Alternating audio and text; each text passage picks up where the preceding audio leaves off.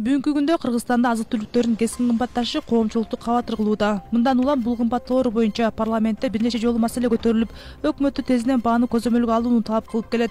Андыктан бул ирет өкмөт башчы Улукбек Марипов үн-катып тамак аштын кымбатташынын негизги себебин жана учурда өкмөт бул боюнча иш-чараларды жүргүзүп жатканын билдирди. Негизи бүгүнкү күндө коомчулуктагы эң көйгөйлүү маселелердин бири бул азык-түлүктүн ошол кымбатташы. Мен дагы абдан кыжылат болуп турам буга. Мына бир аз болсо да жардам болсун деп бүт республикада ярмаркаларды уюштуруп атабыз.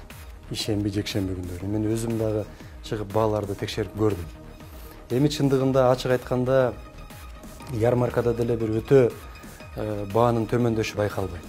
Өзүңүздөр билесиздер, анткени негизги биз колдонуп аткан, керектеп аткан азык-түлүк бул импорт болуп атат. Ал эми өкмөт башчынын айтымында учурда базардагы негизги азык-түлүктөрдүн баасын түшүрүү максатында мамлекеттик бюджетте миллиондогон каражат бөлүнгөн. Социалдык мааниге ээ болгон мына 16% турган товар бар. Негизги азык-түлүк болгон 12%га баа абдан өсө берсе, биз дагы баягы мамлекеттик жөнгө салуу деген метод бар, аны киргизебиз. Бирок ага жеткирбей биз азыр базардагы бааларды түшүрүү боюнча мамлекеттен бир топ миллиондогон акча бөлдүк.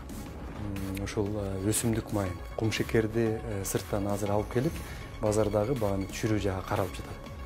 Жакынкы күндөрдө муну бир аз болсо да сезе башташыбыз керек. Өлкөдө акыркы айларда дээрлик баардык тармактарда кымбаттоо күч алды. Анын ичинен өзгөчө азык-түлүктүн, күйүүчү майдын баасы кескин өстү. Ал эми бул кымбаттоолор карапайым калктын капчыгына туура келбей, оорчулук жаралып жатканы байкалууда. Мындан улам коомчулук жана айрым депутаттар өкмөт тараптан эч кандай кыймыл болбогон катуу сынга алып, бул кымбаттоолор эртеңки күнү элдин нараачылыгын жаратып, чоң чыңалууга алып келерин катуу эскертип, өкмөткө коңгуроо кагышат.